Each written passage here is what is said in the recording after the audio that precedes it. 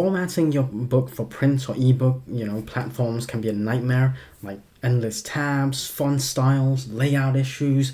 What if there was a tool that made all this simple? Now, in this video, I'm going to show you how I personally use Atticus to format my book, and it's got a professional look, and you can basically publish it on all platforms, well, major platforms anyway, like Amazon KDP, Drafted Digital, Ingram Spark, all of these. Basically, you can do all these without the headaches. It's dead simple.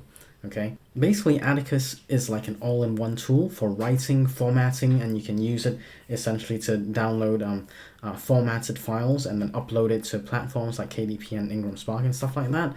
It's cloud-based, so it works on all devices essentially, so there's not like a Windows or Mac requirements or Chromebook something. You can use it so long as you have like an internet connection essentially.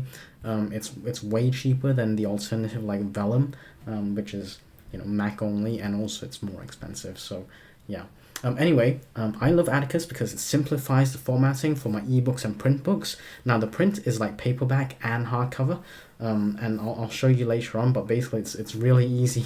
You just click a few buttons and you can get like your interior set up, right? Okay, so anyway, without further ado, let's jump into Atticus. Okay, so hopefully you've got Atticus, and if you don't worry about it. You can always check it out later on, but I'm just going to walk you through what I do. So we're going to upload a book, for example. So upload the book. We're going to use so this is like a work in progress, so it's not like the finished story. It's not the finished product. Basically drop it in here, fill in your book title, author, and if you want to give it a project name, that's fine as well. So I'm going to call this The Hacker, because that's the tentative book title, right? And you click on Go Get 'em Atticus, and then let it do its thing, right? So I'm not going to cut anything out. I'm not going to edit anything. You're going to see if it glitches, and sometimes it does, right? So there's book details, publisher details, which you can insert and like whatever you want to do, fill in the blanks basically. You can upload an image for your book cover. Now obviously I don't have one at the moment, but these are the book details, so we're gonna leave that. So it's just at the at the front now. Anyway, so there's quite a lot of chapters, as you'll see, like lots and lots. I'm still writing this thing, but basically go through it, and then it's got a built-in table of contents already, so you don't really need to pull the table of contents. So like I've got chapter whatever here.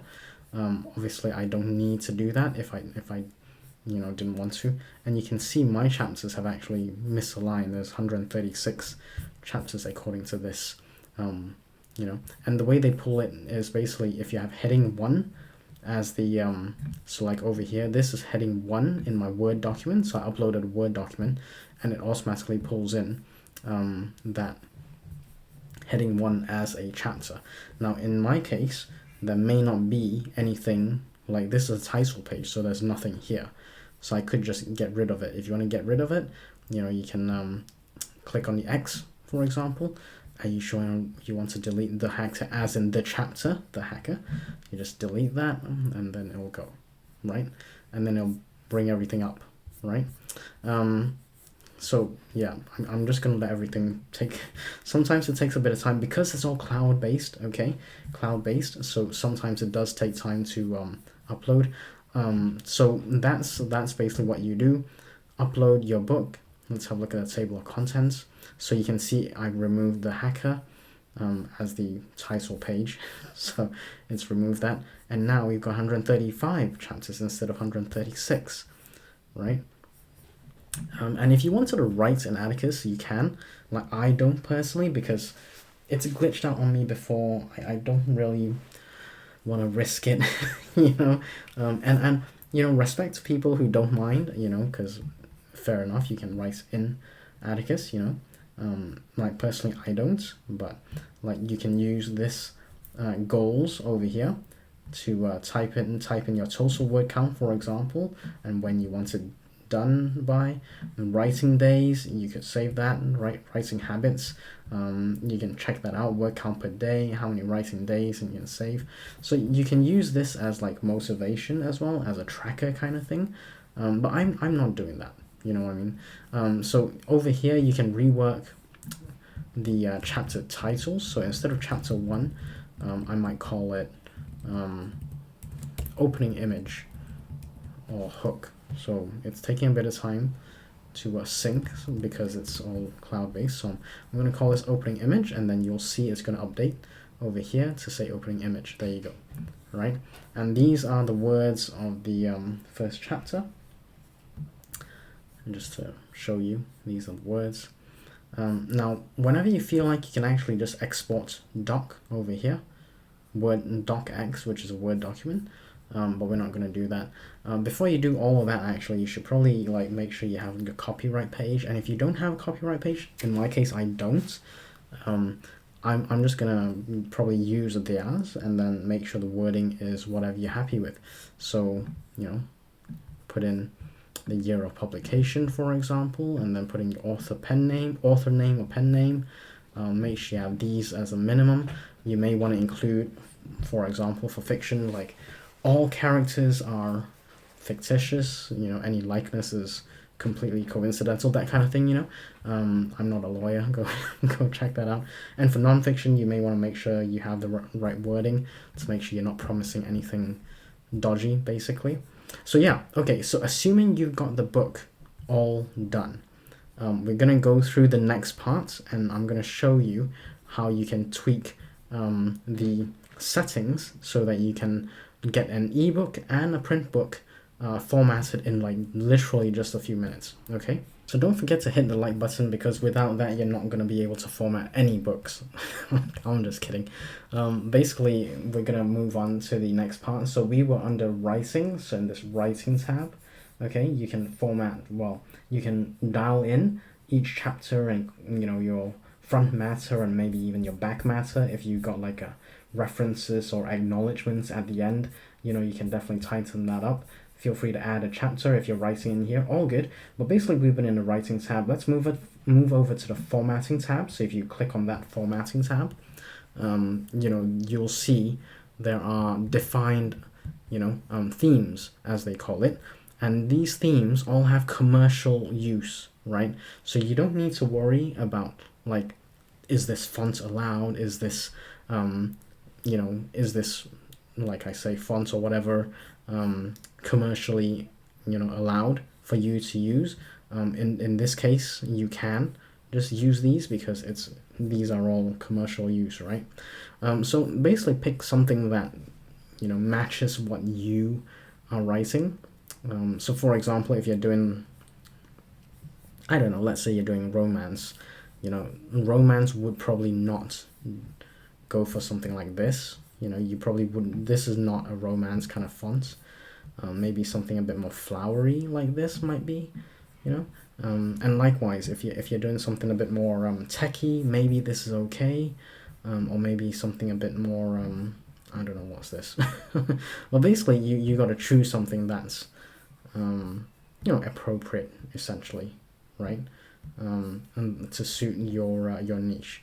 So pick one of these. Anyone, doesn't really matter. I'm just gonna pick Eleanor over here, okay? And we're gonna edit as new theme so that whatever we change, you can save it as a new theme. So I'm gonna call this your theme.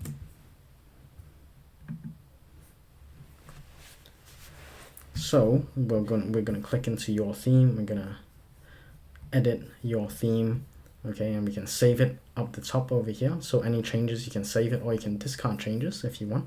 So you can put chapter numbers if you want up the top, and always just refer to it on the right hand side to see what it looks like. This is for iPad. You can do it for print or any other devices, right? So they've got a whole load of devices. You can have a look at it from iPhone, or you can look at it from a print perspective. Now print is going to take a bit of time. I'm not going to edit it because it's important that you know how long it takes. Okay, so it's going to take a bit of time to generate. All right, now my book is really quite long, and I'm not gonna lie, it's like 100,000 plus words. So the print thing is going to take a bit longer. If you click on this, it's going to pull up the PDF. I don't want to do that right now. But basically you can export PDF, export EPUB. PDF is usually used for like print formats like paperback, hardcover, while the EPUB is used for ebooks. Okay, so it's gonna continue like thinking because I've got a chunky book, as like I say, 100k plus words. So just bear that in mind. Let's go, instead of waiting for the print, we're gonna go for the, say, iPad, so you can see what the what it looks like. Okay, so in chapter 1, have a look. So this is obviously not pulled in from the writing part. So if you go back to writing, continue working. So I'm going to save this first. So let's go to writing and then adjust chapter 1. So it didn't, so there we go, there's a glitch, right? So I had changed this, but it didn't sync up. So this happens sometimes, and you just have to be patient with it, which is why I generally do not like to use Atticus to write. So let's do this. So I've just updated the chapter 1 title as opening image, right? So let's have a look, and if we go back to formatting, there we go, it's updated. So sometimes it does take time to update, but yeah, let's go back to editing our theme. Edit the theme, and just look over here as to what is going to change, just so you can see. So font chapter title, this is Great Vibes, but you could change it. So I'm changing this one over here. So instead of Great Vibes, E.B. Garamond, for example, Emily's Candy. So all these are you can choose essentially your own font if you want, but I wouldn't go with that myself, because I'm just going to use the preset ones. So in this case, I can't remember what it was now. So if you can't remember, just discard it, and then go back to working with this, right? And then you can edit again. So anyway, Great Vibes, that's what it was. So align center, you don't have to, but you can align left, or you can leave it as it is. For the most part, I just leave things as they are, because it works. So there's quite a few settings that you can look at. So paragraph, like the drop caps, so look at this over here, just this I over here. You can lead in small caps, so it was raining, and then if you don't want that, then you can do, it doesn't have a lead in small caps.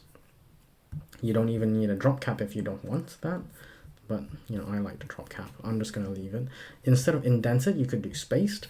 So over here, if you do indented, there's the indents. If you do spaced, then there's the space. Okay, anyway, I leave it indented. Let's have a look at subheadings and heading 1, 2, 3, 4, 5, 6. I just leave these as it is, just default. Scene breaks, did you want any? If you have any scene breaks, you could incorporate like your own image if you wanted, or you can create one on BookBrush. I don't have a BookBrush subscription, but I just do scene break without image maybe, or no visible scene break. You don't have to use a scene break if you don't want to. You can adjust the width if you do have scene breaks. Just basically play around with it and see what happens, right? On the right hand side. So whatever you adjust over here, make sure it flows through over here so you can see. So in the PDF, you want footnotes, end of chapter, end of book, and this is, I don't see it very often in fiction books, but in non-fiction this is kind of important. So I haven't really played around with it. I will play around with it later. I'll probably do another video because I've got a non-fiction book that I'm working on, so I will show you the difference between footnotes, end of chapter, and end of book. Okay, so the footnote typically would be just on the same page. For example, you can have it at the end of the chapter, or you can have it at the end of the book for references. Again, for the EPUB, you've got end of chapter or end of book, and then you can control the footnote size. So these are the options you can choose. Now, print layout, kind of important, but I tend not to mess with this. Okay, I tend not to mess with it. You may want to have a look at the Windows and Orphans balanced page spread or best of both. I personally like best of both myself. Okay, this is for the print because it gives me the best of both worlds, so I'm okay with that.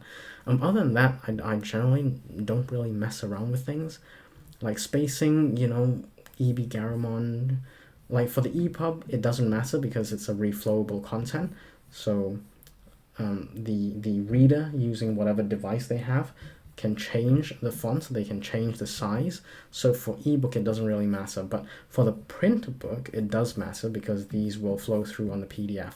I tend to like maybe leave it at 1.5, but I tend to, for the font size, I'm okay with whatever is suggested.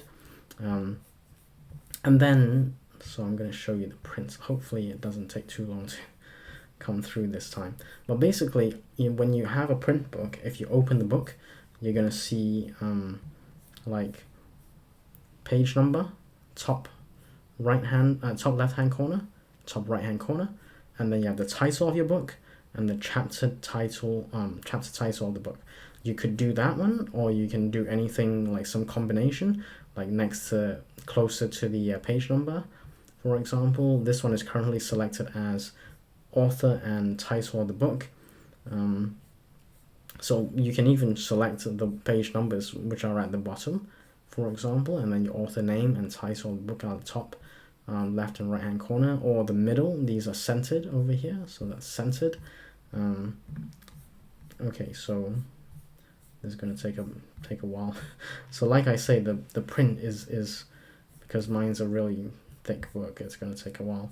But yeah, select the one you like. I couldn't tell you what you would like, but these are all kind of standard formatting. If you don't know which one to choose, pick up a book that you've been reading and just go with that one. Just go with that one. It's all good. So then you can change, if you wanted, the header font, which is over here. Okay, and you can change the footer font, which is like over here. So these are like the numbers. Okay, and then you can change the sizing of the headers and the footers. All right, I generally tend not to mess with these, but I would pick something that I like. So maybe this one, I might like that. I might like this one as well. But again, I would just defer to some kind of book that I'm reading to see what formats I like. Okay, trim sizes. This is where the rubber meets the road. You have to decide what kind of print book, this is for print book, you want. Okay, and where you are planning to distribute it. So there's a little legend over here. The orange is supported by KDP, the blue is supported by Ingram Spark. Okay, and you have to select the ones that, depending on where you use, which company you're using. If you're using both, then you probably want both. Okay, if you're using one only, like this one, Ingram Spark only, then you want to select the blue one. You can always select like non, KDP or Ingram, but there may be a bit of fiddling you may have to do. I generally tend to try for the ones that are supported by both, because those are the ones that's most widely available. Okay, so that's what I tend to do. Anyway, this thing's taking ages. Essentially, that's the whole process. All right, and then you save your theme so that whatever settings you've had, you can save that, and then once you've done that, click on export to PDF to get the print PDF for your print format, and you can export to EPUB to get the ebook format, and that is it. That is it, literally. Okay, so hopefully you can do that for Atticus. It literally doesn't take long.